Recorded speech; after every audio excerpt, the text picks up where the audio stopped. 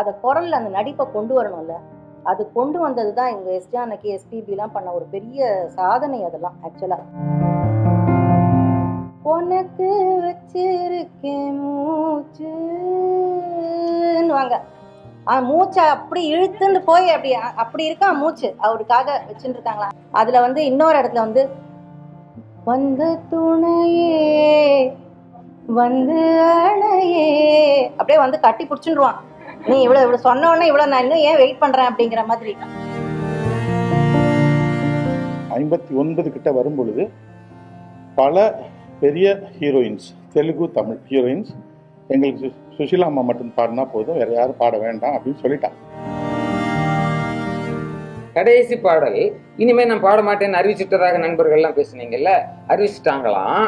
அப்பதான் அவங்களுக்கு ரொம்ப பழக்கமான பழைய பழக்கத்திலிருந்து ஒரு இளைஞன் வரலாம். வணக்கம்மா சொல்லுங்க அப்படின்னு, நீங்க தான் பாடுறதை நிறுத்திட்டேன், அதுக்கு என்ன போ அப்படின்னா, எனக்கு இப்போ டைரக்ட் பண்றதுக்கு வாய்ப்பு கிடைச்சிருக்கு, அப்ப நான் உன் படத்துல நான் பாட வேண்டான்னு சொல்லியிருக்கீங்க அப்படின்னோன்னா இவங்க கொஞ்சம் யோசிச்சுட்டு, நான் வாக்கு கொடுத்த வாக்கை காப்பாற்றுவேன் அப்படின்னு அந்த படம் பேர் பண்ணாரி. இப்படி பார்த்துட்டு இருந்தேன், என்ன வேணும் அப்படின்னாங்க. எனக்காக ஒரு பாட்டு பாட முடியுமா அப்படின்னு கேட்டேன். என்ன பாட்டு வேணும் அப்படின்னு, இந்த சின்னஞ்சிறிய வண்ணப்பறவை எண்ணத்தை சொல்லுங்கம்மா, அந்த பாட்டை எனக்காக பாட முடியுமான்னு கேட்டேன். நான் சாப்பிட்டுட்டு பாடவா பாடிட்டு சாப்பிடவா அப்படின்னு, உங்க இஷ்டம் சாப்பிடுங்க. பயங்கர பெரிய ஃபேன் எஸ் ஜானகிக்கு, அது யார் தான் இல்லை, அதனால அதில் ஒன்றும் சொல்கிறதுக்கே இல்லை. அதாவது S Janaki, SPB, P Susheela, PB Srinivas இவங்கெல்லாம் பாடுற பாட்டை கேட்டு வளர்கிற ஒரு பாக்கியம் நமக்கு கிடச்சதில்ல. அதுக்கே நம்மலாம் பெருசாக கொடுக்கணும் பண்ணியிருக்கணும். ஏன்னா அந்த அந்த பாட்டுக்கெல்லாம் இனிமேல் சான்ஸே இல்லை. ஒரு நம்மளோட எந்த லைஃப்பில் எந்த இமோஷன், துக்கமாக இருக்கட்டும், சந்தோஷமாக இருக்கட்டும், லவ்வாக இருக்கட்டும், கோவமாக இருக்கட்டும், எல்லாத்துக்கும் ஒரு பாட்டு பாடிட்டு போயிருக்காங்க இவங்க எல்லாரும். அதில் ஜானகி அம்மா அவங்களுடைய நிறைய பேட்டி அவங்க சொன்ன மாதிரி இப்போ அவங்க போனதுக்கு அப்புறம் தான் நம்ம நிறைய பார்க்குறோம். இருக்கும்போது அவ்வளோ பாட்டு கேட்டிருக்கோம் அவ்வளோதானே ஒழிஞ்சு இவங்களை பற்றி நம்ம ரிசர்ச் பண்ணி படிக்கவோ இல்லை அவங்கள பற்றி தெரிஞ்சுக்கவோ நம்ம முயற்சி கூட பண்ணதில்லை. அதுவே இப்போ ரொம்ப கஷ்டமாக இருக்கு. என்னடா அது அப்போ இருக்கும்போது நம்ம எதுவுமே இவ்வளோலாம் நமக்கு தெரியவே இல்லையே இவங்களை பற்றி, வெறும் பாட்டை மட்டும் ரசிச்சுன்னு உட்காந்துட்டோமேன்னு இருந்தது. அதில் நிறைய விஷயங்கள் சொல்கிறாங்க. அதில் ஒரு இடத்துல சொல்கிறாங்க, அந்த மாதிரி அவங்க சொன்ன மாதிரி 3 வயசில் அக்காவோட அவள் அம்மா அடிப்பாலாம், பிடிக்காதான் இவங்களுக்கு பாட்டு இன்ட்ரெஸ்ட் கிடையாதுன்றாங்க. ஒரு இன்ட்ரெஸ்ட் இல்லாதவங்க இப்படி பாடுறாங்கன்னா அப்போ இவங்க இன்ட்ரெஸ்டோட பிறந்திருந்தாங்கன்னா எந்த கதிக்கு போயிருப்போமேன்னு தெரில நம்மலாம் கேட்டே. ஸோ இன்ட்ரெஸ்ட் கிடையாதான். அவள் அம்மா அடிப்பாங்களாம் கிளாஸ்க்கு போகணும் அப்படின்ட்டு. அதான் நினச்சேன், என் பசங்களுக்கும் சொல்லணும், குழந்தைகளுக்கும் இங்கே இருக்க சொல்லணும், அம்மா அடித்து வளர்த்தா நல்லா வருவோம். அதனால் அதை பற்றி நம்ம கம்ப்ளைண்டே பண்ணக்கூடாது. ஸோ அவள் அம்மா ஏதோ அடிச்சு இழுத்ததுனால இவங்க இவ்வளோ பெரிய ஒரு எஸ் ஜானகி நமக்கு கிடச்சிருக்காங்க. ஸோ அவங்க அம்மாவுக்கு முதல் நன்றி. அண்டு ப்ளஸ் இவங்களோட மாமனார், அவர் தான் இவங்களுடைய மோனோ ஆக்டிங் திறமையை இது பண்ணி அவருடைய இதில் மோனோ ஆக்டிங் தான் பண்ணிட்டு இருந்திருக்காங்க. அதுக்கப்புறம் இவரோட ஹஸ்பண்ட், அஃப்கோர்ஸ் ரிலேட்டிவ் தான் அவர், பட் அவர் தான் ஐடென்டிஃபை பண்ணி இவ்வளோ திறமையாக இருக்காளே நீ மோனோ ஆக்டிங் பண்ண வச்சுருக்கீங்களே அப்படின்னு சொல்லி என்கரேஜ் பண்ணி கொண்டு வந்திருக்க. இதெல்லாம் நடக்கிற காலகட்டம் பாருங்கள். எப்போ 48, 50 இந்த ரேஞ்சில் இருக்கும்போது அப்போது அவரோட ஹஸ்பண்டுக்கும் நம்ம ஒரு பெரிய தேங்க்ஸ் சொல்லணும்ல. அந்த டேலண்ட் ஐடென்டிஃபை பண்ணி புஷ் பண்ணி ஏவிஎம்க்கு எழுத சொல்லி, ஏவிஎம்மா எந்த கம்பெனி மறந்து போயிட்டு எனக்கு எங்கேயோ ஏவிஎம் தான். ஸோ அவங்களுக்கு எழுத சொல்லி இவங்களுக்கு பாடுறதுக்கு என்கரேஜ் பண்ணி அதுக்கப்புறமா இவங்களுடைய ஃபுல் ஜேர்னியில் அவர் கூடவே இருந்திருக்காரு. கூடவே அவங்க எல்லா ரெக்கார்டிங்லேயும் அவர் இருப்பாராம். ஸோ அவங்கள அப்படி பார்த்துட்டு இருந்திருக்காரு. ஸோ அந்த ஆண்மகனுக்கு ஒரு பெரிய சல்யூட்டு. ஸோ இதெல்லாம் சேர்ந்துருந்தாலும் இவங்களுடைய டேலண்ட் அதாவது அபரிமிதம். அவங்களோட ஒரு சாங்கும் நம்ம ஒன்று ஒன்றுத்துல நமக்கு ஒரு வாட்டி ஒரு மாதிரி நமக்கு புரியும் அந்த பாட்டெல்லாமே. அதில் எனக்கு பர்சனலாக நான் எப்படி கனெக்ட் ஆனேன் அப்படின்னாக்க, என்னோட பிரதர் ஆக்டர் சாய்ராம்னு, he's an actor singer. So அவர் என்சாண்டர்ஸ்னு அப்பயே 80ஸ்லேயே ட்ரூப் வச்சுட்டு இருந்தார். அப்போது நான் ரொம்ப சின்ன பொண்ணு, அப்போ என்னை பாட வச்சார் அதில். அப்போது ஃபஸ்ட்டு அந்த பாட்டு டூத் பேஸ்ட் இருக்குது ப்ரஷ் இருக்குது எழுந்திருமாமா, அது எஸ் ஜானகி பாடினது தான். இதெல்லாம் எனக்கு இப்போ அவங்க போனதுக்கு அப்புறம் தான் ரியலைஸ் ஆச்சு. அடடா நான்லாம் ஒரு சிங்கரே கிடையாது, நான் பாடின ஃபஸ்ட்டு பாட்டே ஓ இவங்க பாடின பாட்டை தான் நம்ம முதல்ல பாடியிருக்கோமா அப்படின்னு எனக்கு இப்போ தான் உரைக்கிறது. அப்புறம் வந்து அதுக்கப்புறம் அப்படி ஒரு ஸ்கூலுக்கு அப்படி போயிட்டு 86ல் அந்த மெல்ல திறந்தது கதவு அந்த படம் வந்தோடனே இந்த ஊரு சனம் வந்து எனக்கு கேட்டோன்னே அப்படி பிடிச்சி போயிடுது. அது எப்படி அப்படி போய் ஒட்டின்றது என்கிட்டன்னு தெரியல. ஸோ அந்த பாட்டை உடனே கற்றுண்டு கிடுகிடுன்னு இவர் சொல்கிற மாதிரி தான் அப்போல்லாம் கேசட்டை போட்டு போட்டு ரீவைண்டு ஃபார்வேர்டுன்னு போட்டு நோட்டில் எழுதி என்னமோ நம்ம கச்சேரி பண்ண போகிறோன்ற மாதிரி கற்றுண்டு அப்போ ஸ்கூல் டேஸில் ஆரம்பிச்சது. இப்போது எனக்கு 56 வயசு. இன்னி வரைக்கும் என்ன ஐடென்டிஃபை பண்ணுறது ஊரு சனம் வச்சு அப்படின்னா பாருங்க.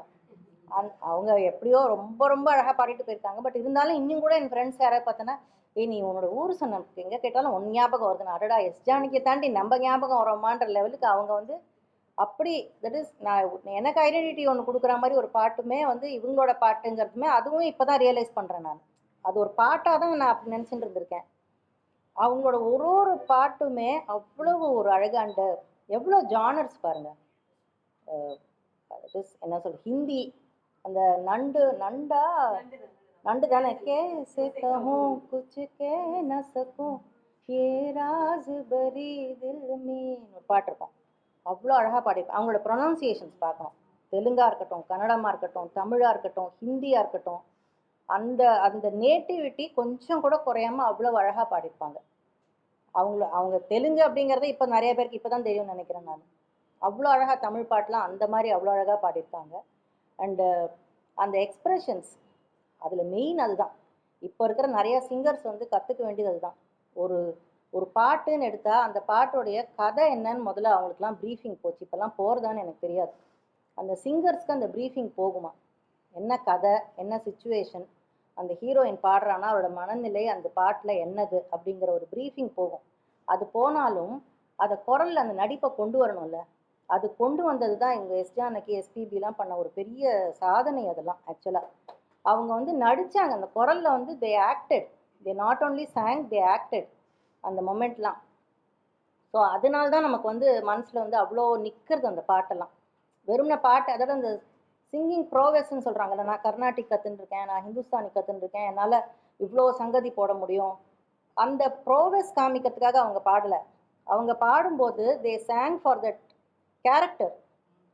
அந்த ஐஎம் எஸ் ஜானகி, என்னோட குரல் தெரியணும், என்னுடைய வித்வத் தெரியணும் இதில் அப்படின்னு அவங்க பாடவே இல்லை. எஸ்பிபியும் அதே தான், கேரக்டராக தான். அந்த கேரக்டர் எப்படி பாடும், அவங்க எப்படி பண்ணுவாங்க அப்படிங்கிறது தான் பண்ணும்.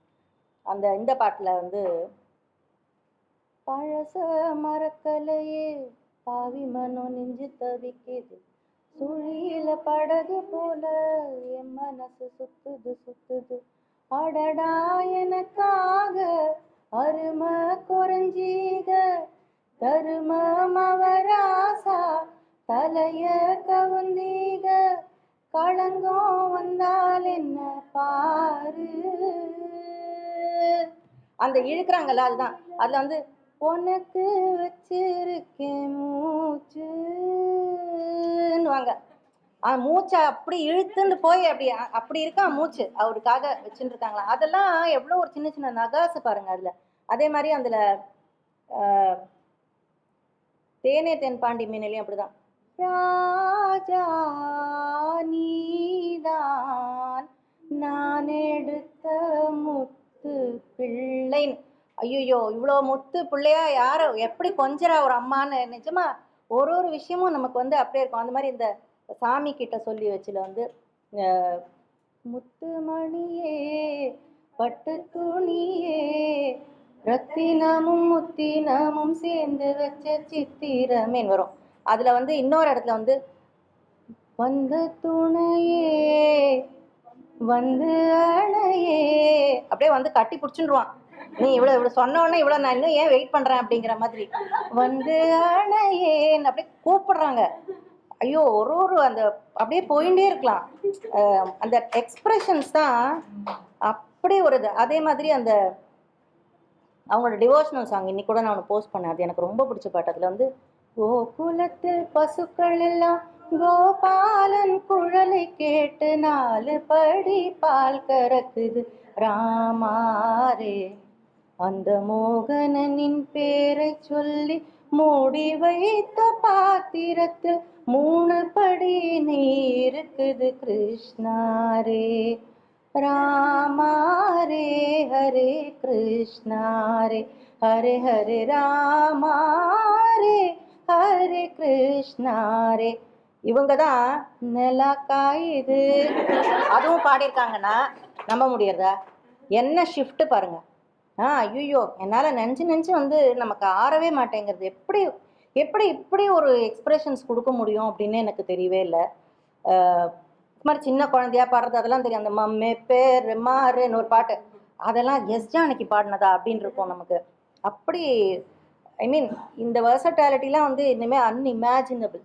அண்ட் மெயின் இவங்க எல்லாம் மனசில் நிற்கிறதுக்கு காரணமே அந்த எக்ஸ்பிரஷன்ஸ் தாங்க. அந்த எக்ஸ்பிரஷன்ஸ், அந்த சுச்சுவேஷனை புரிஞ்சு ஒரு விஷயத்த செஞ்சாங்கன்னா அது அவ்வளோ நிற்கும் அப்படிங்கிறதுக்கு இவங்க எல்லாருமே வந்து என்ன சொல்கிறது, லைஃப் லாங் எக்ஸாம்பிள்ஸ். இப்போ இருக்கிற பாட்டிலலாம் நான் வந்து குறை சொல்லணும்னு சொல்லலை, பட் பாட்டாக கேட்குறோம் பிடிச்சிருக்கு, but you can never recollect the situation. But இதே நம்ம இவங்க பாட்டெல்லாம் கேட்கும் பொழுது நமக்கு அந்த சீனும் அந்த சுச்சுவேஷனுமே நமக்கு வந்து மனசில் வருது அப்படின்னா அது அவங்க அந்த பாட்டில் அந்த குரல்லையே அவங்க கொண்டு வந்தாங்க. ஸோ பாடவா உன் பாடலைலாம் வந்து நமக்கே பயமாக இருக்கும். ஐயோ வழியில் மோகன் செத்து போயிட்டான் அப்படின்னு அப்படியே நமக்கு பதப்பதப்பாக இருக்கும் அந்த பாட்டு. இப்போ கேட்டால் கூட அந்த படம் வந்து எப்போ பார்த்து எப்பயோ முடிஞ்சாச்சு. அது அந்த மாதிரி சொல்கிறேன். ஒன்றுத்துலேயும் அந்த ஒரு எக்ஸ்பிரஷன் அவ்வளோ அழகாக கொண்டு வந்தாங்க. அதில் ஒரு மனோஜ் சாரோட ஒரு இன்டர்வியூவில் பார்த்தேன். அப்போ அவர் கேட்பார், நீங்கள் வந்து 19 வயசில் பாட ஆரம்பிச்சிருங்க, இப்போ இவ்வளோ வருஷமாக பாடுறீங்க, இவ்வளோ வயசாக எடுத்து இப்போ கூட பாடுறீங்க, எனக்கு தெரியாதானோன்னு அதுக்கு ஒரு அழகாக ஒன்று சொல்லியிருந்தாங்க. அந்த 19 வயசுக்குள்ளே அந்த ரெக்கார்டிங் தியேட்டருக்குள்ளே போனது தான் இந்த 4 சவுத்துக்குள்ளே நான் பாடிண்டே இருந்தேன், எனக்கு எப்போ வயசாச்சுன்னே எனக்கு தெரியல அப்படின்வாங்க.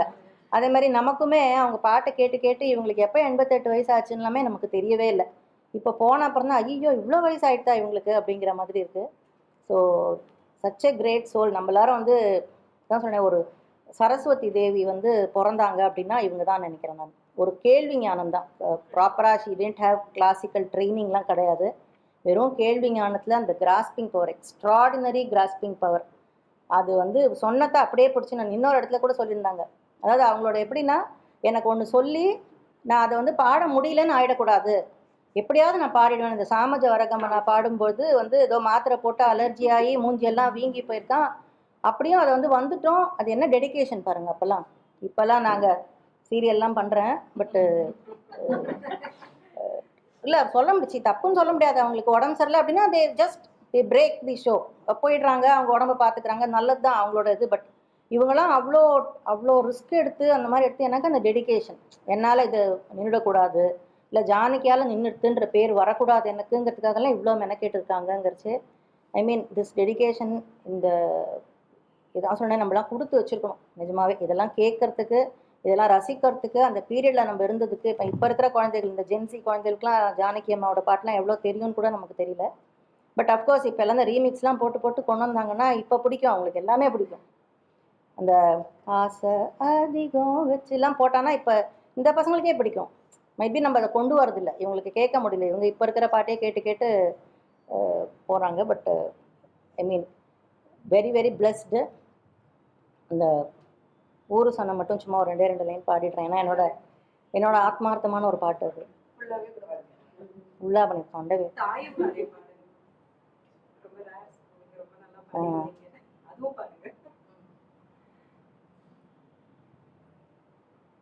சாயும் நானே பேராகிராஃப் என்ன ஆரம்பிக்கும் அந்த இல்லை பேராகிராஃப் நடுவுலேருந்து சரி அது ஞாபகம், அது சொல்லுங்க எனக்கு அப்புறமா ஞாபகம். குயில் கருங்குயில் மாம மனக்குயில் கோலம் போடும் பாட்டாலே, மயில் இளமயில் மாமங்கவி குயில் ராகம் பாடும் கேட்டாலே, செய்தி சொல்லும் பாட்டாலே, உன்னை எண்ணினானே உள்ளம் வாடி போனேன், கன்னி பொண்ணுதானே ஏ மாமனே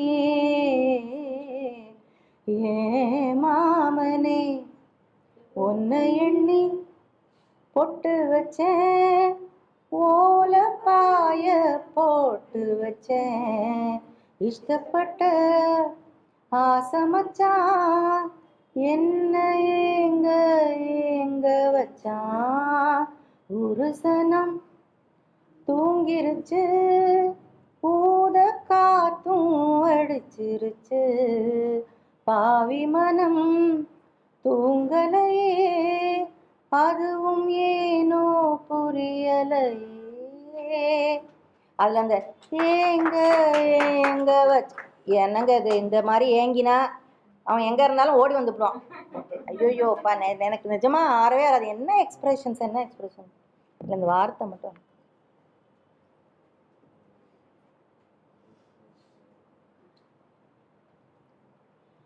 நாளை மலரும் அல்லிப்பூவே, எங்கள் வானின் வெண்ணிலாவே, தோட்டம் காக்க வேலி போட்டேன், உன்னை காக்க கேள்வி கேட்டேன், தாயும் நானே தங்க இளமானே, தாலாட்டு பாடும் வாயும் நானே வண்ண பூந்தேனே, நீ இல்லாத நானும் தான், நிலவில்லாத வானம்தான், தாயும் நானே தங்க இளமானே, தாலாட்டு பாடும் வாயும் நானே வண்ண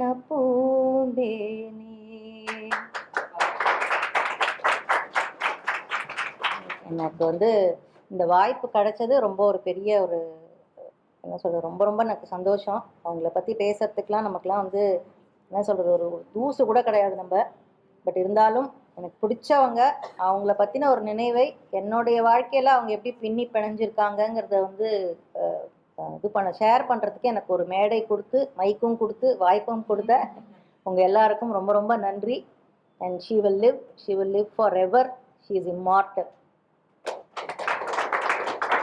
வணக்கம்.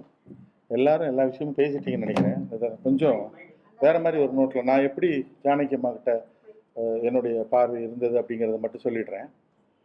உதாரணமாக எனக்கு ஒரு திண்டுக்கல் யோனி 1995-96 டைமில் முதல்ல பழைய பாடலா புதிய பாடலான்னு ஒரு கேசட் போட்டார். கேட்குதா? பழைய பாடலா புதிய பாடலாம். அப்போ பழைய பாடல்னால் 75 நம்ம 16 வயது நிலைக்கு முந்தினது எல்லாமே பழைய பாடல், அதுக்கப்புறம் புதிய பாடல். இது ஒரு பட்டிமன்றம். அதுக்குள்ளே ஒரு சின்ன இன்சிடென்ட் சொல்லுவார். ஜானகி அம்மா 1957 பாட வந்தாங்க. முதல்ல அவங்க பாட வந்த பாடல்கள் எல்லாமே பார்த்திங்கன்னா ஹம்மிங் குரல்கள் தான். உதாரணமாக தெய்வப்பிறவியில் வரும் அன்பாலை தேடி என் அறிவிச்செல்வம் தங்கம்னு ஒரு பாடல். அதில் உள்ள ஹம்மிங் ஃபுல்லாகவே ஜானகி அம்மா தான். அதே மாதிரி அங்கே கே.ஆர். ராமசாமி கூட ஒரு பாட்டு பாடிப்பாங்க. அதுக்கப்புறம் வந்த ஒரு படம் மியூசிக் டி.ஆர். பாப்பா 1959 நினைக்கிறேன். அதில் உள்ளம் தேடாதே என்று சொல்லுதேன்னு ஒரு பாட்டு. அந்த காலத்தில் எப்படி ரொமான்ஸ் இருந்துச்சு அப்படின்னு சொல்லி திண்டுக்கல் யோனி சொன்னது எனக்கு இப்போ நினைவு வருது. ரொம்ப மெல்லிய குரலில் கே.ஆர். ராமசாமி குரல் ரொம்ப தடியாக இருக்கும். மெல்லிய குரலில் உள்ளம் தேடாதே என்று சொல்லுதே அப்படி கே.ஆர். ராமசாமி என்ன சொன்னாலும் கண் தேடுதே, லவ் பண்ணுறியா இல்லை தூக்கி போட்டு மிதிக்கவா அப்படின்ற மாதிரி ஒரு கொடூரமாக பாடுவார். இன்னையா லவ் அப்படின்னு அவர் சொன்னது எனக்கு ஜானகி அம்மா யோசிக்கும்போது நினைவு வந்தது. ஸோ அப்படி வந்தவங்க அந்த காலகட்டங்களில் அவங்க ஒரு மிகப்பெரிய புறக்கணிப்பை சந்தித்தாங்க. இது ஜானகி அம்மாவே சொல்லி நான் கேட்டிருக்கேன். கொஞ்சம் சலங்கையில் ஒரு முக்கியமான இன்சிடெண்ட்டு. அவங்க அவங்க 59 கிட்ட வரும் பொழுது பல பெரிய ஹீரோயின்ஸ், தெலுங்கு தமிழ் ஹீரோயின்ஸ், எங்களுக்கு சுஷீலா அம்மா மட்டும் பாடினா போதும், வேறு யாரும் பாட வேண்டாம் அப்படின்னு சொல்லிட்டாங்க. இது ரெக்கார்டிங் திரும்பி போன சம்பவங்கள்லாம் ஜானகி அம்மாவுக்கு இருக்குது. இல்லை வேணான்னு சொல்கிறாங்க, ப்ரொடியூசர் வேணான்னு சொல்கிறாங்க, டைரக்டர் வேணான்னு சொல்கிறாங்க. இதனால் ரொம்ப ஒரு மாதிரி ஹர்ட் ஆகிட்டாங்க. இந்த சமயத்தில் அவங்க புறக்கணிக்கும் பொழுது அவங்கள கை தூக்கி நிறுத்தி அவங்கள கொண்டாடினது யாருன்னா கன்னட சினிமாவும் மலையாள சினிமாவும் தான். ஜே.கே. வெங்கடேஷ் போன்ற பெரிய இசையமைப்பாளர்களும் ஜே.கே. வெங்கடேஷ்லாம் முழு பாட்டுமே எல்லா பாட்டுமே ஜானகி தான் பாடணும்னே ஒரு ரூலே வச்சுருந்தார். ஒரு ப்ரொடியூசர் கூட கேட்டாராம், என்ன உனக்கு என்ன அத்தை மகளா, முழு பாட்டு அவளுக்கு கொடுக்குறேன்னு. இல்லை, என்னுடைய அம்மாவுடைய மக, அதனால் முழு பாட்டு நான் தரேன்னு ஜி.கே. வெங்கடேஷ் சொன்னாருன்னு ஜானகி அம்மா சொல்லுவாங்க. ஸோ அந்தளவுக்கு அவங்கள மலையாளத்தில் வந்து தேவராஜன் மாஸ்டர், பாபுராஜ் மாஸ்டர், நீங்கள் மலையாள பாட்டெலாம் கேட்டிங்கன்னா அது ஒரு பெரிய பெரிய செக்மெண்ட்டாகவே பேசிட்டு போகலாம். கன்னடம் வந்து ரொம்ப நிறைய பாடல்கள் நம்ம பாடணும்.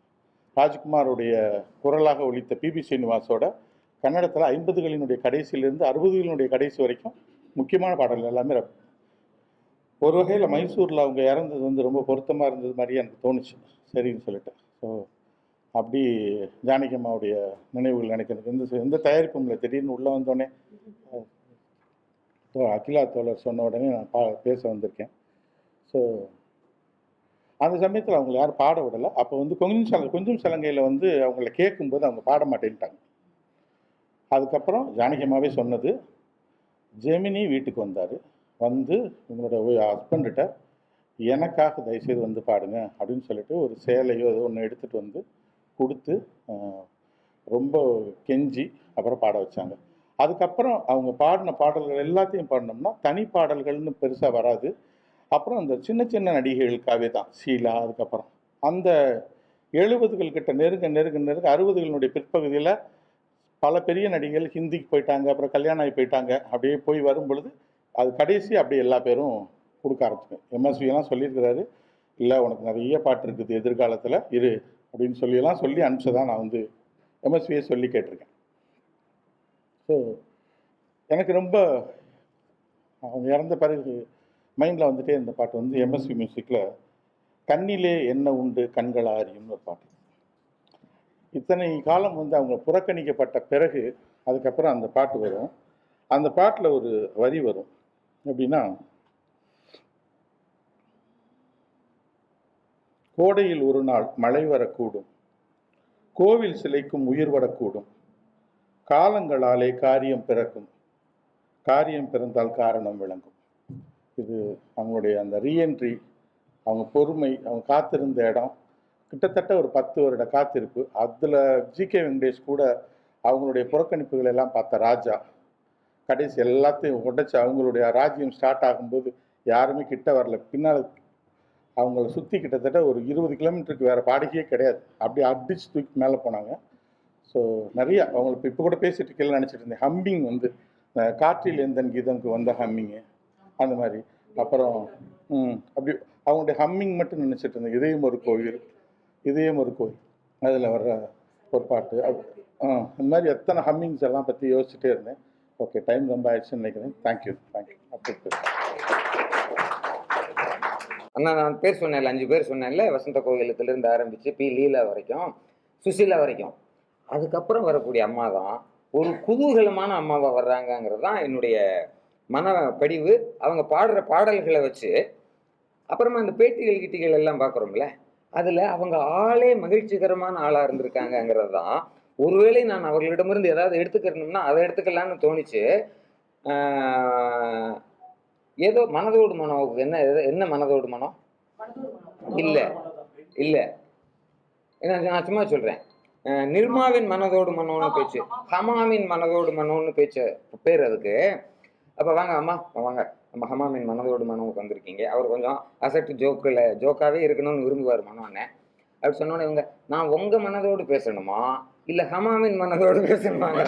ஹமாவின் மனதோடு மனோன்னாக்கா எந்த மனதோடு பேசணும் அப்படின்னு தான் ஓப்பனிங்கே பண்ணுறாங்க. அதே மாதிரி அந்த சுப்பிரமணியை வந்து கிண்டல் பண்ணும்போதெல்லாம் இப்போ எவ்வளவோ வளர்ந்துட்டாரு, நல்லா எல்லாத்துலேயும் வளர்ந்துட்டாருன்னு அப்படி வேற காமிக்கிறாங்கல்ல. சந்தோஷமாகவே இருந்திருக்காங்க. அதில் வேறு நமக்கு வந்து இந்த சந்தோஷமாக இருப்பவர்களின் உளவியலுங்கிறது வேற இருக்குது, அதுக்கு தகுந்த நம்ம செய்திகள் வேறு இருக்குது. இப்போ நீங்கள் பேசிக்கிட்டு இருந்ததில் அது ஒரு 48,000 பாட்டு பாடின ஆளுக்கு இது வேதனை இல்லை. அதனால் நான் சொல்லிடுறேன். முதல் பாட்டு விதியின் விளையாட்டில் பாடினாங்கல்ல, விதியின் விளையாட்டு அந்த பாட்டு வெளியவே வரலன்னு சொல்லிட்டாங்க. கடைசி பாட்டு தெரியுமா? அவங்க அறிவிச்சுட்டாங்க.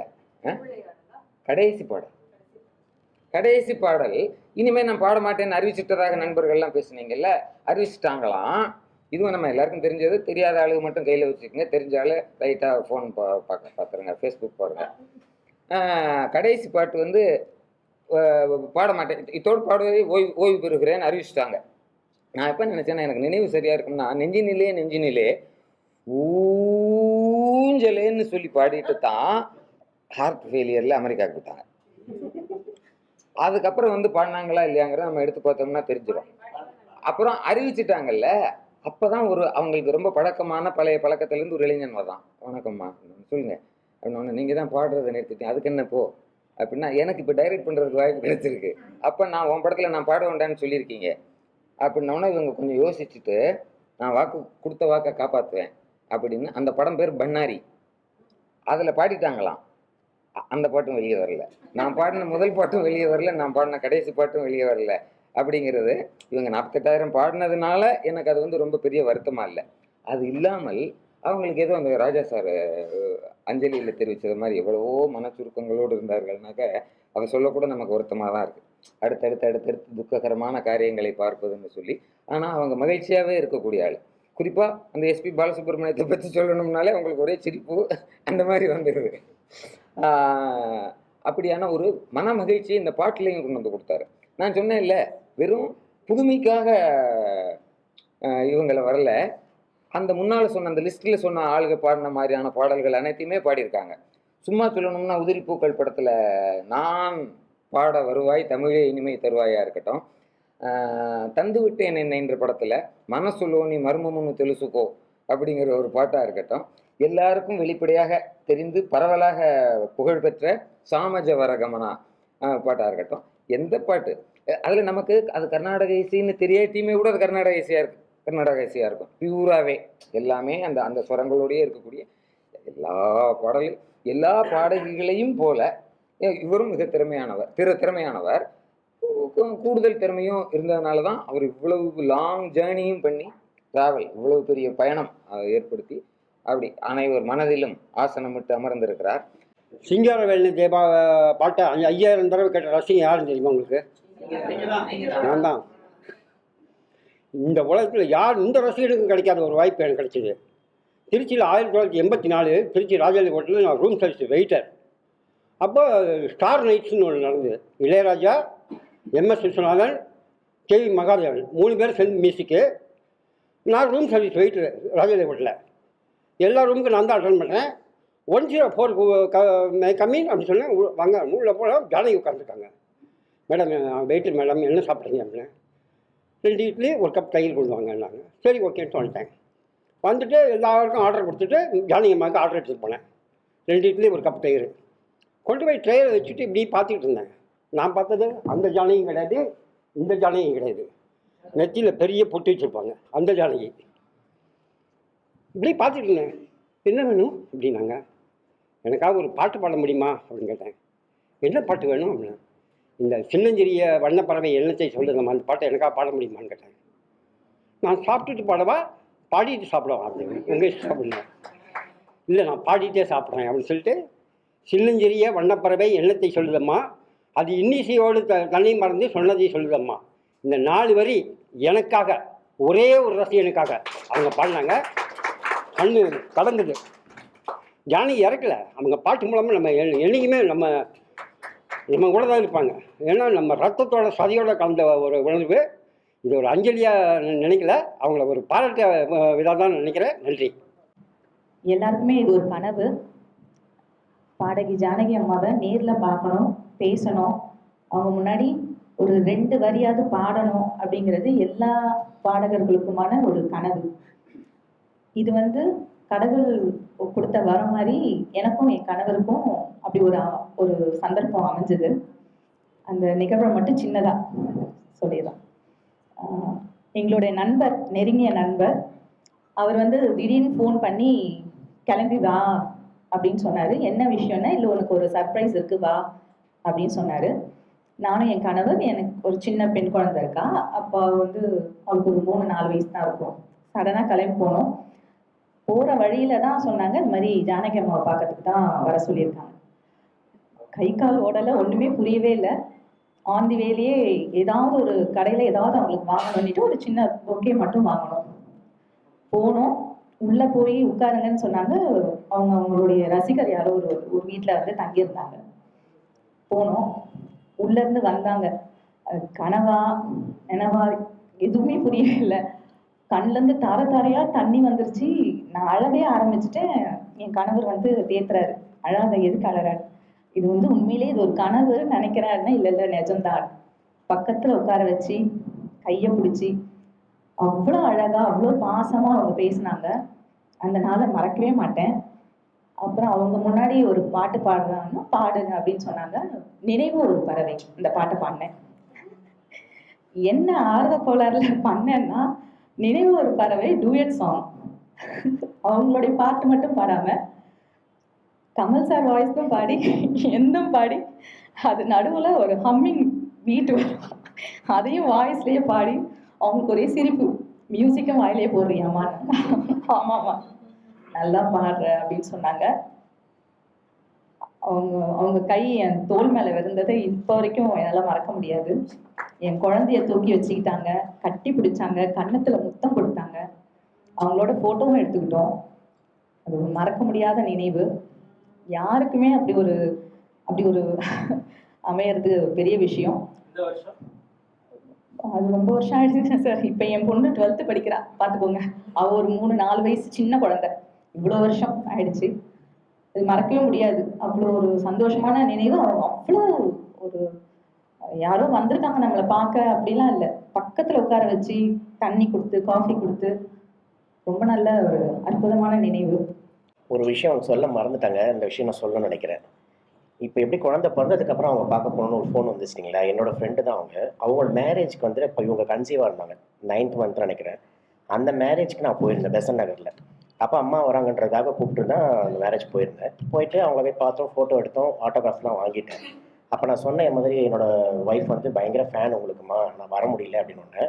என்ன சொன்னாங்கன்னா, முதல்ல நீ ஃபோன் போட்டு நீ எதுவும் சொல்லாத, என்கிட்ட ஃபோனை கொடுத்துருந்தாங்க. ஃபோன் போட்டேன், எடுத்து அலோ சொன்னது அவங்க. பேரை கேட்டுக்கிட்டாங்க, பேர் என்ன, ஒய்ஃப் பேருன்னு கேட்டுட்டு அலோ அருணா அப்படின்னு அவங்க வாய்ஸில் சொன்னாங்க. இந்த அம்மா எங்கள் வீட்டில் குதிக்கிறாங்க போல, செம்ம அழ, அப்படி குதிக்க. அப்போ சொன்னாங்க, ஒன்றும் கவலைப்படாத, குழந்தைலாம் டெலிவரிலாம் முடிஞ்சதுக்கப்புறம் நான் சென்னை வரும்போது இன்ஃபார்ம் பண்ணுவேன், அப்போ நீ கூட்டுவான். அப்படி போனது தான் அந்த 2வது வாட்டி போனது. நினைவு வச்சிருந்து என் ஃப்ரெண்ட்கிட்ட அந்த இன்ஃபர்மேஷன் கொடுத்து அதுக்கப்புறம் நாங்கள் அது போயிருந்தோம். பொதுவாக எல்லாருமே ஜானகி அம்மா அப்படிங்கும்போது இளையராஜா அவர்களோட அவர்கள் இன்னொருத்தர் வந்து எழுதிட்டாரு, அவங்க தான் கண்டுபிடிச்சாரு. ராஜா சார் தான் ஜானகி அப்படிங்கிற ஒரு சிங்கர் இருந்ததே கண்டுபிடிச்சாரு அப்படிங்கிற மாதிரிலாம் எழுதியிருந்தாங்க. அதுக்கப்புறம் அவர் டெலீட் பண்ணிட்டாரு அந்த போஸ்ட்டை. ஆனால் நிறைய பேருடைய மனதில் வந்து ராஜா சாருடைய கண்டுபிடிப்பு தான் அவங்க அப்படிங்கிற மாதிரி இருக்குது. அது காரணம் என்னென்னா, அவர் அவ்வளவு பாடல்கள் அவருடைய இசையில் அவங்க பாடியிருக்கிறாங்க. நாங்கள் கூட அன்றைக்கி பேசிக்கிட்டு இருந்தோம், அந்த ஸ்டுடியோவை திறந்தாலே அந்த இடத்துல ஜானகியம்மா இருப்பாங்க போல இருக்குது. அந்த அளவுக்கு பாடல்கள் எஸ்பிபி அவர்களோட சேர்ந்து அவங்க பாடியிருக்கிறாங்க. ஆனால் அதற்கு முன்பாக வந்து அவங்க அதுக்கு முன்னால் இருந்த அத்தனை இசையமைப்பாளர்கள் யாரையெல்லாம் நம்ம ஜாம்பவான்கள்னு சொல்கிறோமோ, யாரெல்லாம் வந்து ஒரு 50களில் இருந்து கோலோச்சினாங்களோ, அவங்க எல்லாருடைய இசையிலையுமே அவங்க பாடியிருக்கிறாங்க. ரொம்ப ஆச்சரியமா என்னன்னா, அவங்க ஏற்கனவே முன்னாடி பேசிட்டு இருக்கும்போது சொன்ன மாதிரி, அவங்க ஊர்ல அவங்களுக்கு திருமணமான பிறகு அவங்களுக்கு நல்லா பாடக்கூடிய திறமை இருக்குதுன்னு அவங்களுடைய கணவரும் அவங்க மாமனார் எல்லாரும் கண்டுபிடிச்சாங்க. அவங்க மாமனார் வந்து ஒரு லெட்டர் எழுதுறாரா ஏவிஎம்க்கு. எங்ககிட்ட ஒரு பொண்ணு இருக்கிறாங்க, அவங்க நல்லா பாடுவாங்க, வேணும்னா பயன்படுத்திக்கோங்க. இவ்வளவுதான் அந்த மொத்த லெட்டருடைய வாக்கியமே. இப்படி எழுதி ஏவிஎம்க்கு அனுப்புறாங்க. ஏவிஎம்ல என்ன சொல்றாங்க, ஆடிஷனுக்கு வர சொல்லுங்க அப்படின்னு அவங்க லெட்டர் போட்ட உடனே இவங்களுக்கு ஆடிஷன் அப்படிங்கிறதெல்லாம் என்னென்னலாம் தெரியாது. சரி நம்ம போய் ட்ரை பண்ணி பார்ப்போமே அப்படின்னு வந்து அதில் பாடி விதியின் விளையாட்டுன்னு ஒரு படம், அதுதான் அவங்க முதல்ல பாடின பாட்டு. அவங்களே ஒரு பேட்டியில் சொன்ன மாதிரி, அது பேருக்கேற்ற மாதிரி அந்த படம் வெளியிலேயே வரலை, விதியின் விளையாட்டு ஆயிடுச்சு, வரவே இல்லை அந்த படம் அப்படின்னாங்க. அதற்கு பிறகு பி லீலா அவர்களிடம் எஸ்எம் சுப்பையா நாயுடு ஒரு பாட்டு இருக்குது, அந்த பாட்டை பாடுறதுக்கு ஒரு பாடகி வேணும் அப்படின்னு கேட்டு அப்படி பாடின பாட்டு தான் வந்து கொஞ்சம் சலங்கையில் சிங்காரவேலனை பாட்டு. அந்த பாடல் பற்றி லலிதாராம் அவர்கள் ஒரு கட்டுரையில் குறிப்பிட்டிருந்தாங்க. ரொம்ப முக்கியமானதாக இருந்தது. அதன் பிறகு அதை வந்து திரு கோலப்பன் அவர்கள் தமிழ் தி இந்துல ஒரு பெரிய கட்டுரை எழுதியிருந்தாங்க. நம்ம நினச்சிக்கிட்டு இருக்கோம் அந்த பாடல் வந்து ஜானகி அம்மா பாட பாட பின்னாடி வந்து காரக்குறிச்சி அருணாச்சலம் அவர்கள் அதை கேட்டு நாதஸ்வரம் வாசிச்சாங்க.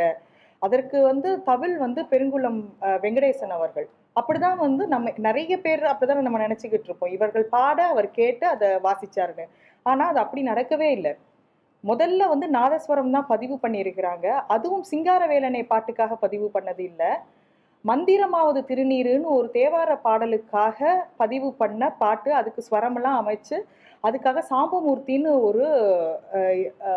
ஒரு கம்போசர் அந்த மந்திரமாவது திருநீருக்காக அதுக்கு ஒரு மெட் அமைச்சிருக்கிறாரு. அதைத்தான் சுப்பையா நாயுடு டியூன் பண்ணி அதை அவங்கள நாதஸ்வரம் வாசிக்க வச்சிருக்கிறாங்க காரக்குறிச்சி அருணாச்சலத்தை. அதில் ஒரு பாட்டா கொஞ்சம் சலங்கையில் ஒரு பாடலாக அதற்கு பதிவு பண்ணியிருக்கிறாங்க. அதைத்தான் வந்து அதுக்கப்புறம் இல்லை இதை வந்து நம்ம டூயட்டாக இருந்தால் நல்லா இருக்கும், ஒரு ஃபீமேல் வாய்ஸோடு இருந்தால் நல்லா இருக்கும்னா ஃபீமேல் வாய்ஸில் எப்படி மந்திரமாவது திருநீரை கொண்டு போய் சேர்க்கறது அப்படிங்கிறதுனால அதுக்கு கூமா பாலசுப்ரமணியன் எழுதின வரிகள் தான் சிங்காரவேலனே பாட்டு. அது அந்த நாதஸ்வரத்தை கேட்டு கேட்டு அதுக்கு மேட்ச் பண்ணுற மாதிரியான வரிகளாக அந்த எழுதியிருக்கிறாங்க. இதை விட அழகு என்ன அப்படின்னா, இப்போ வந்து சவுண்ட் சிங்க்ரனைசேஷன் இருக்குது. ஒருத்தங்க தனியாக பாடுவாங்க ஒரு இடத்துல இருந்து, இன்னொருத்தங்க தனியாக வந்து பாடுவாங்க, அதுக்கப்புறம் மியூசிக் கம்போசர் அதை வந்து சிங்க்ரனைஸ் பண்ணுவாங்கங்கிறது இன்னைக்குள்ள நடைமுறையாக இருக்குது. ஆனால் அப்போவே என்ன பண்ணியிருக்காங்க, அந்த பாட்டை காரக்குறிச்சியார் பாடி பதிவு பண்ணி 6 மாதம் கழித்து தான் ஜானகி அம்மா வந்து பாடியிருக்காங்க. அப்போ 19 வயசு அவங்களுக்கு. என்ன ஒரு தெளிவு இருந்திருந்தா, என்ன ஒரு கிளாரிட்டி இருந்திருந்ததுன்னா, அந்த நாதஸ்வரத்தை கேட்டு கேட்டு அதுக்கு இவங்க பாடுறாங்க. இவங்க பாடி நாதஸ்வரம் இல்லை, நாதஸ்வரத்தில் உள்ள ஒரு சங்கதியை கூட விடாமல் திருப்பி அதை வாங்கி வாங்கி இவங்க வந்து அதுக்கு மேட்ச் பண்ணி இவங்க பாடுறாங்க. அதுவும் 19 வயசுல சங்கீத ஞானம் பெரிதாக இல்லாத ஒரு பெண்மணி. இவங்களை வந்து அறிமுகப்படுத்தினது வந்து பீலீலா, இல்லை என்னோட ஜானகி நல்லா பாடுவான்னு சொன்ன பெருந்தன்மை பீலீலாவுக்கு இருந்திருக்குது. அவர்களை இங்கே பாட வைக்கலான்னு கூட்டிகிட்டு வந்தது எஸ்.எம். சுப்பையா நாயுடு அவர்கள். நான் விகடனில் வந்து அவர்களுக்கான ஒரு அஞ்சலி எழுதும்போது, எஸ் ஜானகி அம்மாவுக்காக ஒரு அஞ்சலி எழுதும்போது நான் ஒரு தவறு எழுதிட்டேன். நான் வந்து மனதில் வந்து சுப்பையா நாயுடுன்னு நீங்கள் தூக்கத்தை எழுப்பி கேட்டால் கூட கொஞ்சம் சலங்கைக்கு எஸ்.எம். சுப்பையா நாயுடுன்னு சொல்லிடுவேன். ஆனால் ஏன் அப்படி எழுதினேன்னு தெரியல, சுதர்சனம்னு அதில் எழுதிட்டேன். ஆனால் அது எழுதினது வந்து அதை இசையமைச்சது எஸ்.எம். சுப்பையா நாயுடு. அப்போ என்ன ஒரு அந்த அந்த ஞானம் அவங்களுக்கு இருந்திருக்கு அப்படின்னு நினச்சி ரொம்ப ரொம்ப நான் வியந்து எத்தனை தடவை அந்த பாட்டை பண்ணவங்கனால நான் அந்த படத்துக்கூட இசையமைப்பாளர்னு எழுதிட்டேன். அப்போ நான் தொடர்ந்து அந்த பாட்டை கேட்க கேட்க அவங்க மேலே இருக்கிற அந்த பிரமிப்பு வந்து எனக்கு அது நீங்கவே இல்லை. அதன் பிறகு எத்தனை பாடல்கள் அவங்க வந்து பாடி பாடி கன்னடத்தில் அவ்வளோ பாடல்கள் பாடியிருக்கிறாங்க. எனக்கு ரொம்ப பிடித்த பாடல் அப்படிங்கிறது வந்து போலீஸ்காரன் மகளில் பொன் என்பேன் சிறு பூ என்பேன். அந்த பாட்டு வந்து ஒரு நான் இரவு நேரங்களில் நான் ஏதாவது வேலை பார்க்கும்போது அதை கேட்கும்போது அப்படி இருக்கும். அந்த அமைதியான இடத்த பி.பி. ஸ்ரீனிவாஸ் அண்ட் எஸ் ஜானகியினுடைய மேட்ச் இருக்குல்ல, எஸ்பிபிக்கும் எஸ் ஜானகிக்கும் முன்னாடி வந்து ஒரு அருமையான ஒரு டுயட் அப்படின்னா, ஒரு குரல் அப்படின்னா அவங்களோட அழகாக மேட்ச் பண்ணி போகிறது பி.பி. ஸ்ரீனிவாசும் எஸ் ஜானகியும் தான். அவர் நிறுத்துகிற இடமும் இவங்க ஆரம்பிக்கிற இடமும், நம்மை யார் அறிவார், நம்மை நாம் அறிவோம், நம்மை வேறு யார் அறிவார்னு சொல்லி அந்த நிறுத்துகிற அவங்க 2 பேருமே நிறுத்தி நிற்கிற இடம். அது எப்படி நிறுத்திட்டு ஒரு சின்ன பாஸ் இருக்கும். அப்போ நான் நினச்சிக்குவேன், இது கேட்குறவங்களுக்கு பார்த்தியா நாங்கள் எவ்வளோ பெரிய விஷயத்த பண்ணியிருக்கோம் பார்த்தியா, கொஞ்சம் ரசிச்சுக்கோங்க அப்புறம் வர்றோம் நாங்கள் அப்படின்னு விடுற மாதிரியே இருக்கும் அது. அப்புறம் வந்து இந்த மன்றத்தில் ஓடி வரும் அந்த அந்த பாட்டை கேட்கும்போது ஒரு பெண்ணுடைய ஒரு குதூகலம் இருக்குல்ல, பின்னாடி செந்தூர பூவையெல்லாம் பாடுறாங்க, அதுக்கு முன்னாடி அந்த மன்றத்தில் ஓடி வரும் அந்த பாடலாக இருக்கட்டும். அப்புறம் வந்து ஒரு பாட்டு ஜல் ஜல் ஜல் என்னும் சலங்கையொலி. இந்த பாடல் எனக்கு ஏன் ரொம்ப முக்கியமான ஒரு பாடலாக இருந்ததுன்னா, அதனுடைய சரணம் நீங்கள் அதை பார்த்தீங்க அப்படின்னா, காட்டினில் ஒருவன் என்னை கண்டான், கையில் உள்ளதை கொடு என்றான், கையில் எதுவும் இல்லை என்றே கண்ணில் இருந்ததை கொடுத்து விட்டேன். இது வந்து ஒரு சென்டென்ஸ். நீங்கள் அது ஒரு கதை, ஏதோ ஒரு கதையில் ஏதோ ஒரு சிறுகதையினுடைய ஒரு பகுதி மாதிரி ஒரு 4 லைன். ஆனால் அந்த அவங்க பாடினதை கேளுங்களேன், அது ஒரு சென்டென்ஸ் மாதிரியாக இருக்கும். ஒவ்வொரு வார்த்தைக்கும் அவங்க கொடுத்துருக்கிற அந்த ஒரு உணர்வும் அந்த அசைவும் ஒரு பாடகர் ஒற்றெழுத்தை கூட எப்படிங்க அப்படி பாட முடியும்? ஒரு ஒற்றெழுத்து தான், ஒரு வரைக்கும் இருக்கும். அவனை கொடுத்தான்னு அந்த இக்க கூட அவங்களால வந்து ஒரு ஸ்வரமா பாட முடியும் அப்படின்னா வேற யார் அதுக்கு முன்னாடி பாடியிருக்காங்க, அதுக்கப்புறம் பாடியிருக்காங்கன்னு எனக்கு தெரியல. அதுவும் அதுக்கு பெஸ்ட் எக்ஸாம்பிள் வந்து ஜல் ஜல் ஜல் பாட்டு தான். சலங்கை ஒலிக்கு முன்னாடி ஒரு இச்சு வரும்னா அந்த இச்சு வரும், அதுக்கு ஒரு ஸ்வரம் இருக்கும். அதுக்கு வந்து நான் நினைப்பேன், இது கேட்டுட்டு மியூசிக் டைரக்டர் வந்து அதுக்கு ஒரு மியூசிக்கை போட்டாங்களா, அல்லது நம்ம அதை கேட்டுட்டு அதுக்கு மியூசிக் தெரியல, அவங்க எப்படி பாடினாங்க அப்படிங்கிறது தெரியல. மிக வந்து ஒரு சவிதா சொன்ன மாதிரி இத்தனை பாடல்கள் அவங்க பாடி நம்ம கேட்டிருக்கோம் அப்படிங்கிறது வந்து இதெல்லாமா அவங்க பாடியிருக்கிறாங்க அப்படிங்கிற ஒரு ஆசை இருக்கும். ஜி ராமநாதன், பாண்டுரங்கன், கேவி மகாதேவன், விஸ்வநாதன் ராமமூர்த்தி, அப்புறம் யார்கிட்ட தான் அவங்க பாடலை?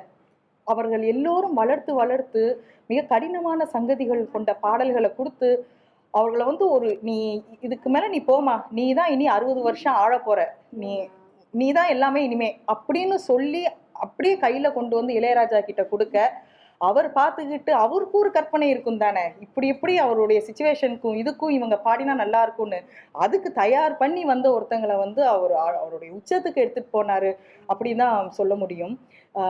இவர்கள் வந்து இவங்க பாட்டு கத்துக்கிட்டதுங்கிறத விட கிளாஸ்ல போய் உட்காந்துருக்கிறது, அவங்க அம்மா வந்து சத்தம் போட்டு நீ போய் தான் ஆகணும், நீ நல்லா பாடுற, யார்ட்டையா போய் கத்துக்கிட்டு தான் ஆகணுங்கும் போது இவங்க போய் உட்கார்ந்தது வந்து ஒரு நாதஸ்வர கலைஞர்கிட்ட. அவர் பாடவும் வரும், நல்லா நாதஸ்வரத்தினுடைய ஒரு பெரிய மேதை அவர் பைடி சுவாமின்னு, அவர்கிட்ட தான் போய் இவங்க கிளாஸ்ல போய் உட்காடுறாங்க. அக்காக்கெல்லாம் பாட இவங்க போய் சும்மா உட்காந்துருப்பாங்க, என்னையெல்லாம் பாட சொல்லக்கூடாது, நான் சும்மா வேணா உட்காந்துருக்கேன் அப்படின்னு போய் உட்காந்துக்கிட்டு இருந்த ஒருத்தங்க, கேள்வி ஞானத்தின் மூலமா வந்தவங்க. ஆனா அது ஒரு கடவுளினுடைய அருளா என்னன்னு தெரியல, முதல் பாட்டே நாதஸ்வர கலைஞரோட தான் அவங்க பாட்டு. அதை கேட்டு கேட்டு வந்ததுனால தானோ என்னவோ அந்த நாதஸ்வரத்துல உள்ள ஸ்வரத்தை மிஸ் பண்ணாம அவங்க பாடியிருக்கிறாங்கன்னு நான் தனிப்பட்ட முறையில நினைச்சுக்கிறேன். அவருடைய பாடல்களை எப்பவுமே இன்னைக்கு வந்து நம்மளுக்கு இருக்கிற பெரிய சாபக்கேடு இந்த ஹெட்ஃபோன். என்னன்னா ஒரு ஃபேமிலியில முன்னாடியெல்லாம் ரேடியோல பாட்டு கேட்போம், டிவியில பாட்டு கேட்போம். எங்க அப்பா கேட்ட பாட்டை நான் கேட்டிருக்கேன். எங்க அப்பா ஒரு பாட்டை பத்தி சொல்லும்போது ஒரு அன்னிச்சையா அவர் வந்து அதை பத்தி பேசுவாரு. இன்னைக்கு என் பொண்ணுங்க என்ன பாட்டு கேட்கறாங்கன்னு எனக்கு தெரியாது, ஏன்னா அவங்க ஹெட்ஃபோன்ல கேட்கறாங்க. நான் என்ன பாட்டு கேட்குறேன்னா அவங்களுக்கு தெரியாது, ஏன்னா நான் ஹெட்ஃபோன்ல கேட்குறேன். என்னுடைய ரசனை வேறையா இருக்கு, அவங்களுடைய ஒரு கேப் வந்ததுக்கு காரணம் வந்து ஹெட்ஃபோனுக்கு தான் நான் சொல்லுவேன். அது நம்மளுக்கு ஒரு சாபக்கேடு தான். இன்றைக்கு நான் வந்து மன்றத்தில் ஓடுவேன் பாட்டு கேட்டுட்டு இருக்கேன். அவ வந்து கேட்டா இது யார் பாடின பாட்டு அப்படின்னா பிபி ஸ்ரீனிவாசும் எஸ்தனி, அவங்களுக்கு தானே இன்னைக்கு நீங்க கூட்டம் நடத்த போறீங்க அப்படின்னா, இவ்வளவுதானே அப்ப அவர்கள் மனதில் இவங்க இருக்கிறது அப்படிங்கிற ஒரு வந்தாலும் தவறு எங்கள் மேல தானே, என் மேல தானே, நான் அவங்கள வந்து கேட்க வச்சிருந்திருக்கணும் அப்படிங்கிறது தான் என்னன்னு எங்க அப்பா கேட்க வச்சாரு. அப்பா தான் வந்து ஒவ்வொரு பாடும்போது இதுங்க எஸ் ஜானகி, இவங்க பி சுசீலா, இது ஜமுனா ராணி, இது பி லீலா அப்படின்னு சொல்லி சொல்லி வளர்த்த தலைமுறை வந்து நாம. அதனாலதான் நம்மளுக்கு வந்து எஸ் ஜானகி அப்படிங்கிற ஒரு பேர் அப்படிங்கிறது பெயர் மட்டுமாக இல்லாமல், பாடல் மட்டுமாக இல்லாமல், குரல் மட்டுமாக இல்லாமல், அது ஒரு காலத்தினுடைய ஒரு அடையாளமாக, குரலாக நம்ம மனதுல பதிஞ்சிருக்குது. இனி வரும் சந்ததிக்கு அதை எடுத்துட்டு போக வேண்டியது நம்மளுடைய பொறுப்பா இருக்கு. ஏன்னா எது நல்ல இசை அப்படிங்கிறது அவங்களுக்கு சொல்லி கொடுக்க வேண்டிய இடத்துல நாம இருக்கோம். எல்லார் மனதிலையுமே அவங்க இருப்பாங்க, அது வந்து அது மாற்றவே முடியாது. ஏதேனும் ஒரு குரலை, ஏதேனும் ஒரு பாடல் எப்படி நமக்கு உணர்வோட கலந்ததோ அது மாதிரி அந்த குழந்தைங்களுக்கு அடுத்த தலைமுறைக்கு அந்த உணர்வோட கலக்கும்போது அவர்களும் எஸ் ஜானகியை வந்து வழிமொழிவாங்க, அவங்க பின்பற்றுவாங்கன்னு தான் நினைக்கிறேன். நன்றி. முதல்ல எல்லார்ட்டையும் மன்னிப்பு கேட்டுக்கிறேன், ஏன்னா எனக்கு பாட தெரியாது. இவங்க நளினா வந்து இவ்வளவு பெரிய சர்ப்ரைஸ் கொடுப்பாங்கன்னு எதிர்பார்க்கல, நல்லாவே பாடிட்டாங்க. ஆக்சுவலா ஜானகி வந்து நல்லா பாடுவாங்க. அவங்க பாட்டில் வந்து இதெல்லாம் சிறந்த பாடல் அப்படின்னு சொல்றது ஜானகியை நான் இன்சல்ட் பண்ண மாதிரி ஆயிடும்னு தோணுது எனக்கு. ஏன்னா அவங்கெல்லாம் வந்து ப்ரூவ், அவங்கெல்லாம் லெஜெண்டுகளோட காலம் முடிஞ்சிடுச்சு. இனி ஒரு லெஜெண்ட்ஸ் உருவாக வாய்ப்பு இல்லை. இனி எல்லாமே short time temporary fast food மாதிரி தான். இனி எல்லா திறமைகளும் வந்துட்டு அடுத்த திறமை வந்தவுடனே இந்த திறமை கிளம்பி போயிடும், அப்படி தான் இருக்கும். இப்படி ஒரு சஸ்டெயின்டாக ஒரு 30-40 வருஷம் 45,000 பாட்டரமாக சொல்கிறாங்க. அப்படி ஒரு அச்சீவ்மெண்ட்டை ஒரு ஆள் கன்சிஸ்டண்ட்டாக பண்ணுறது இருக்கு இல்லையா. நம்ம கண் முன்னாடி இருந்தவங்க வந்து எஸ்பிபியும் ஜானகியும். அவங்கள பற்றி என்ன பேசுறதுன்னு உண்மையிலே தெரியல. ஏன்னா வந்து உட்காந்த பிறகு எல்லாரும் பாட ஆரம்பிச்சோடனே எனக்கு ஒரு மாதிரி கிடக்கன் ஆயிடுச்சு. பாடகி இருந்தால் பாடி அஞ்சலி செலுத்துறோம், டான்ஸ் மாஸ்டர் ஆகுது வேண்டியவங்க அப்படின்லாம் தோணுச்சு எனக்கு. பட் ஒரு கலைஞரை வந்து நம்ம அப்படி வேணால் கொண்டாடணும். எனக்கு ஜானகி அவங்கள வந்து அம்மான்லாம் சொல்ல மாட்டேன். ஜானகி மேடம் இருக்காங்க இல்லையா, அவங்க நமக்கு எங்கே வந்தாங்க, நமக்கு அவங்களுக்கு என்ன கனெக்ஷன் அப்படின்னு தான் எனக்கு பேசணும்னு தோணுச்சு. நான் வந்து 8th அப்புறம் ஸ்கூலுக்கே போகல. உடல்நிலை காரணமாக ஸ்கூலுக்கு போகாமல் தருதலையாக சுற்றிட்டு இருக்கேன். என் கூட படித்த பசங்கள்லாம் முன்னாடி போயிட்டாங்க. அவங்கெல்லாம் 10th முடிச்சு +1 +2 படிக்கிறாங்க. நான் படிக்காதன்ற காம்ப்ளெக்ஸோட மன உளைச்சலோடு இருக்கும்போது வீட்டில் வந்து சரி டுட்டோரியல் காலேஜில் சேர்ந்து படிடான்னு சொல்லி மதுரையில் சேர்த்து விட்டாங்க. ஒரு நண்பர் வீட்டில் தங்கி படிச்சுட்ருக்கேன். ஏப்ரல் மாதம் எக்ஸாம். அது ஒரு தகர கொட்டகை வீடு. எனக்கு வந்து என்னென்னா மேத்ஸும் வரல, சயின்ஸும் சரியாக வரல. ஏதோ படித்து எழுதிக்கிட்டு இருக்கோம். எக்ஸாமுக்கு நடுவில் கேப்பெல்லாம் இருக்குது. ஒரு 15 நாள் வந்து அந்த தகர கொட்டகையில் தங்கி நான் வந்து பரீட்சை எழுதணும். பயங்கர மன உளைச்சல். சின்ன வயசு தானே அப்போ வந்து ஜானி படம் ஓடிக்கிட்டு இருக்கு மினிப்பிரியா தியேட்டரில். மதுரையிலேயே ஒரே ஒரு ஏசி தியேட்டர் மினிப்பிரியா தான். அப்போ வந்து எக்ஸாம் ஆரம்பிக்கிறதுக்கு நான் ஒரு வாரத்துக்கு முன்னாடி போய் மதியானம் படத்துக்காவது போகணும் போய் ஜானி படம் பார்த்தேன். படம் பிடிச்சிருந்துச்சு. அதெல்லாம் தாண்டி கிளைமேக்ஸில் அந்த பாட்டு இருக்குது பாருங்களா, காற்றில் எந்தன் கீதம். அந்த பாட்டை கேட்கும்போது ரொம்ப மன உளைச்சலோடு போய் ஒரு படத்தில் உட்காந்துருக்கோம். படம் வந்து ஒரு மாதிரி இருக்குன்னு வச்சுக்கோங்க, ரஜினி அந்த நடிச்சிருக்காரு. ஆனால் அந்த பாட்டு வந்து ஏதோ எனக்காக அது ஆக்சுவல் சுச்சுவேஷனே வேறு. ஆனால் காற்றில் எந்தன் கீதம் காணாத ஒன்றை தேடுதுங்கிறது என்னோட கனெக்ட் ஆகுது. அந்த மாதிரி அது அந்த மியூசிக் அவங்க பாடுறது கொஞ்சம் அப்படியே டெய்லி நீங்கள் சொன்னால் ஒருவேளை மேடைக்காக சொல்கிறது தான். நான் பரீட்சை எழுதிட்டு வர வரைக்கும் எல்லா மதியமும் எக்ஸாம் முடிச்சுட்டும் அந்த படத்தை பார்த்தேன். ஒரு 20-25 தடவை அந்த படத்தை பார்த்துருப்பேன். அந்த படத்தை அதே தியேட்டரில் அனைவரும் அந்த டிக்கெட்டில் இருக்கிறவங்களோட கவனிச்சிருப்பான். ஸோ அப்படி ஒரு நம்மளோட பர்சனல் கனெக்ட் ஆகிற ஒரு குரலாக ஜானகி மேடத்தோட குரல். மேடத்தை வந்து நான் ஒரு தடவை பார்த்தேன். விகடனில் இருக்கும்போது எனக்கு ஒரு இன்ட்ரெஸ்டிங்கான ஒரு அசைன்மெண்ட் நான் பண்ணேன். எம்பாட்டுன்னு அப்போது இருந்த பின்னணி பாடல்கள்லாம் பார்த்து அவங்களுடைய பாடல்களை பற்றி உரையாடுற அதுக்காக இவங்களை பேட்டி எடுக்க போனேன். இவங்களை பேட்டி எடுக்க போயிட்டு அதாவது மால்குடி சுபாவையும் இவங்களையும் ஒரு வார இடைவெளியில் நான் பேட்டி எடுக்கிறேன். மால்குடி சுபாவை பார்க்க போகும்போது அவங்க வந்து ஒரு பயங்கர வைப்ரண்ட்டான ஒரு பர்சனாலிட்டி. அவங்க என்கிட்ட வந்து உற்சாகமாக பேசுகிறாங்க, பேசும்போதே பாடுறாங்க. அவங்க பாடின எல்லா பாட்டையும் பாடியே காமிச்சிட்டாங்க அவங்களோட பேசும்போது. அப்புறம் ஒவ்வொரு பாடலையும் அவங்க பாடுறதுக்கு என்னென்ன மெனக்கட்டாங்க அப்படின்ட்டு அவங்க என்ன சொல்கிறது, நம்ம கேள்வியே கேட்க விடலை, அவங்களே எல்லாத்தையும் சொல்லிட்டு இருக்காங்க. நேர் எதிராக இவங்க ரொம்ப சிம்பிளாக நம்ம என்ன கேள்வி கேட்டாலும் அது ஒரு பெரிய விஷயம் இல்லைங்கிற மாதிரியே பேசிட்டு அந்த டோனில். அவங்க ஒரு பேட்டியில் பார்த்தேன், நான் வந்து குரலில் நடிக்கிறேன் அப்படின்னு சொன்னாங்க அவங்க. அது வந்து நான் ஒரு ஆர்டிஸ்ட்டு, என்னுடைய குரல் நடிக்கிறேன். இவங்க இன்னொரு ஃபீமேல் வெர்ஷன் ஆஃப் எஸ்பிபின்னு தான் எனக்கு தோணுது. ஏன்னா அவங்க அந்த சிரிக்கிறது, கொஞ்சிறது, நீங்கள் எல்லோரும் இந்த பாட்டை பற்றி சொன்னீங்க இல்லையா, என்ன சொல்கிறது, சிருங்கார ரசம். இவர் ஆசாத் ஒன்று சொன்னார், அதை சொல்லாமல் இருக்க முடியல என்னால். ரூப் ராமஸ்தானான்னு ஒரு சுச்சுவேஷன் இருக்குது 6ஆவது படத்தில். மலையில் நனைஞ்ச 2 பேர் வந்து ஒரு மாதிரி சேர்ந்துருவாங்க. அதை பார்த்துட்டு தமிழில் அதே மாதிரி டிட்டோவாக 3 பாட்டு இருக்குது. 3 பாட்டுலையுமே வந்து நடுவில் வந்து தீ எரிஞ்சிட்டு இருக்கோம் சிம்பாலிக்கா.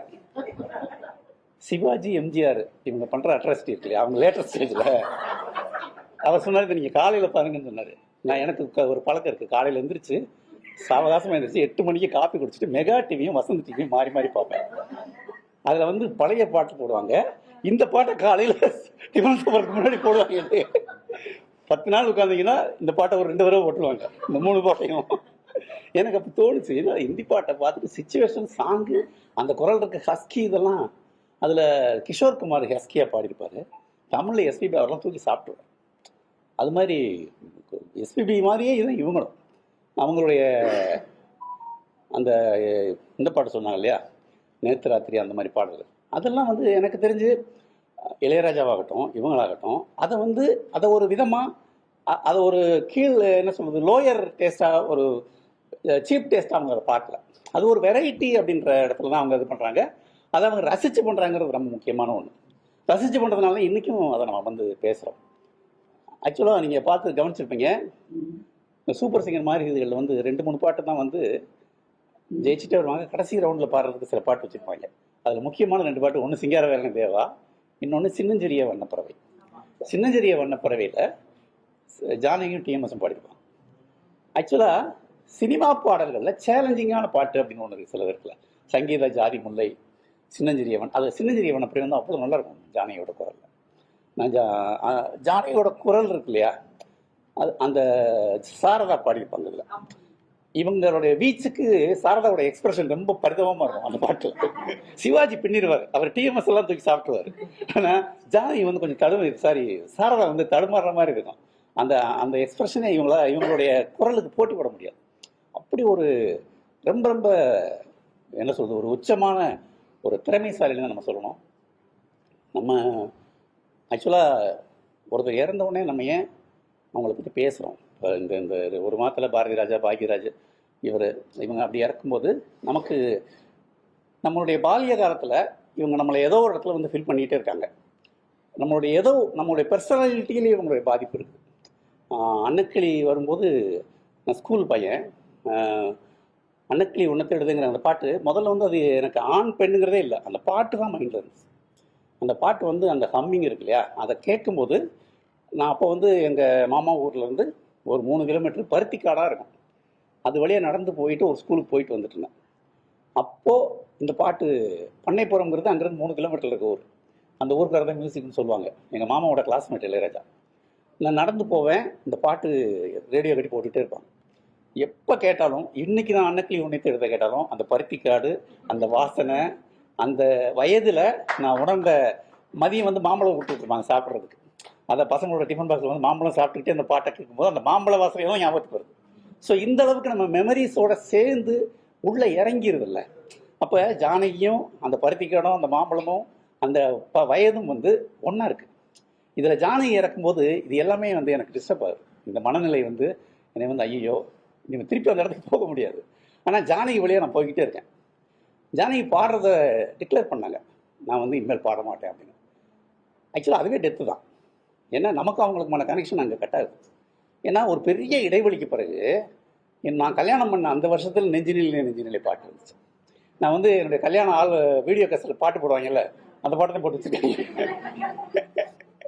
நீங்கள் நெஞ்சினிலே பாட்டு அவ்வளோ நல்லாயிருக்கும். ரஹ்மான் அந்த உயிரே ஆல்பத்தில் நெஞ்சினிலே வந்து கிளாஸாக தனியாக நிற்கும். அது அப்படி வரையும் ஒரு பாட்டு இல்லை. ஸோ இந்த மாதிரி நம்ம எமோஷனலாக நம்ம கனெக்ட் ஆன ஆட்களை இழக்கிறது இருக்குல்ல, இது வந்து நம்மளுடைய பால்ய காலத்தில் ஒரு பகுதியை நம்ம இழக்கிறோம்.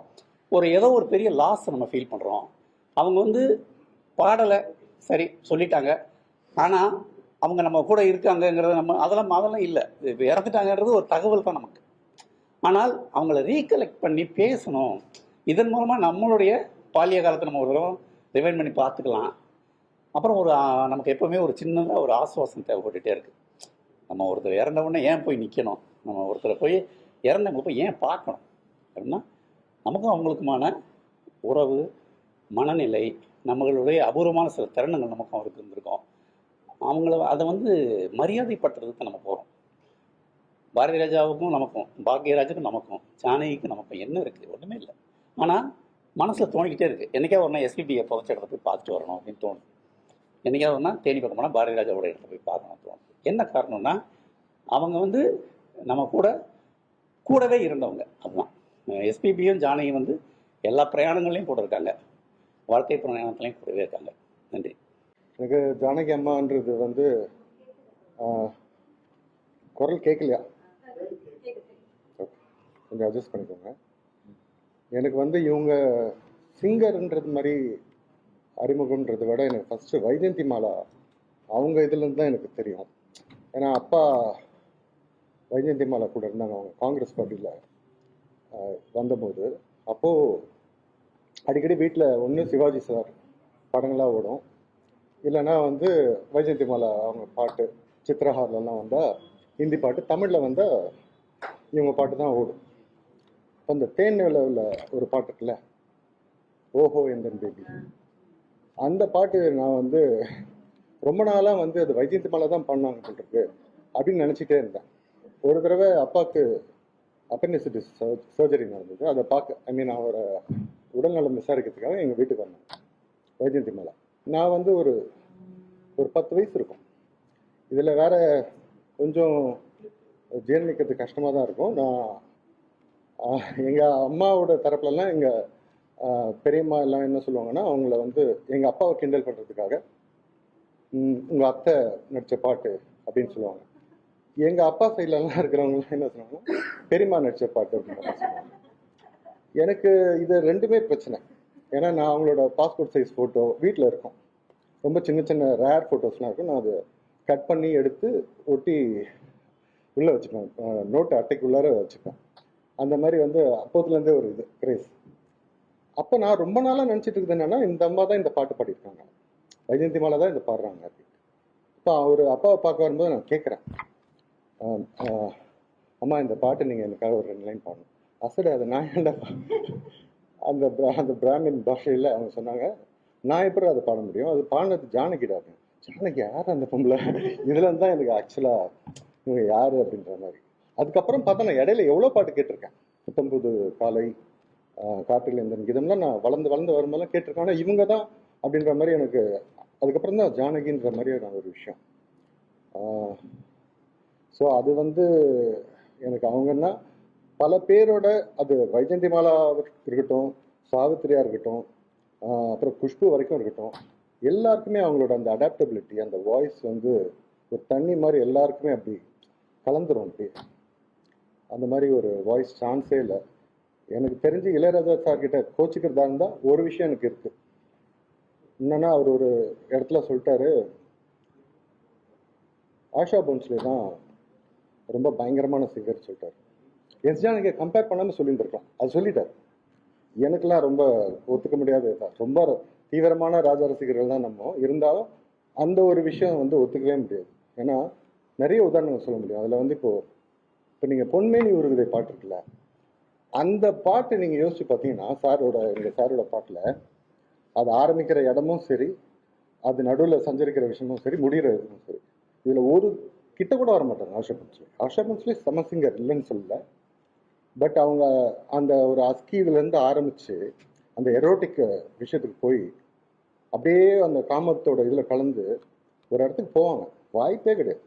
அதே மாதிரி இன்னும் நிறைய பாட்டெலாம் இருக்குது. எங்கள் சாரே வந்து என்ன பண்ணாருன்னா, ஹிந்தியில் வந்து और एक प्रेम कहानिன்னு ஒரு படம் பண்ணார்.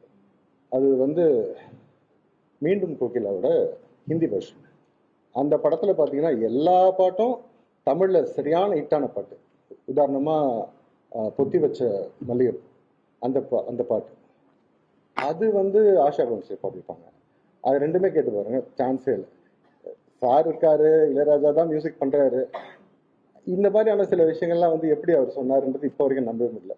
ஜானகி அம்மா கிட்ட கூட அவங்க வர முடியாது அப்படின்றது என்னோட தாழ்மையான ஒரு அபிப்பிராயம். வேலூர்லேருந்து வரும்போது எல்லாமே நான் அவங்க பாட்டு தான் கேட்டு வந்தேன். ஏன்னா ஒருவேளை நிகழ்ச்சி முடிஞ்சிச்சுன்னா ஒரு கில்ட்டியாக திரும்பணும். சரி, அட்லீஸ்ட் நான் கூட அந்த ஃப்ரெண்டுக்கிட்ட சொல்லிட்டு இருந்தேன், பாட்டாவது கேட்டுட்டு வரும் அப்படின்னு. ஸ்ரீபெரும்புதூரில் சரியான டிராஃபிக் ஆயிடுச்சு, என்ன பண்ண போகிறோம் அப்படின்னு. எல்லா பாட்டுமே அநேகமாக நீங்கள் எல்லாருமே அதை பற்றிலாம் தான் பேசியிருப்பீங்க. என்ன பாட்டு, எல்லா பாட்டுமே அந்த மாதிரி பாடி வச்சுட்டு போயிருக்காங்க. இப்போ நீங்கள் யாரோ சொல்லும்போது சொன்னார்ல அத்தை அப்படின்னு, எனக்கு வந்து அவங்க வந்து அதான் அதுலேருந்து ஆரம்பிச்சதுனால அவங்க அம்மா, அக்கா, அத்தை, சித்தி, லவ்வரு, பொண்ணு, நேற்று பிறந்த என்னோட பொண்ணு, எல்லாமே அவங்க அந்த மாதிரி அவங்க கலந்து தான் இருக்கிறாங்க. அப்படிதான் நான் நினைக்கிறேன். ஸோ அவர் சொன்ன மாதிரி தான் அவங்களெல்லாம் வந்து சான்ஸே இல்லை. இறப்புன்றதெல்லாம் வந்து ஆர்டிஸ்டுக்கெலாம் வந்து ட்ரூ ஆர்டிஸ்ட்லாம் வந்து இருக்கிறதுக்கு வாய்ப்பே இல்லை. அதனால் இதை வந்து ஒரு அஞ்சலின்றதை விட நீங்கள் சொன்ன மாதிரி அவங்கள பற்றி பேசிகிட்டே இருக்கிற ஒரு பாராட்டு விழா தான் நம்ம அதை எடுத்துக்க முடியும். தேங்க்யூ.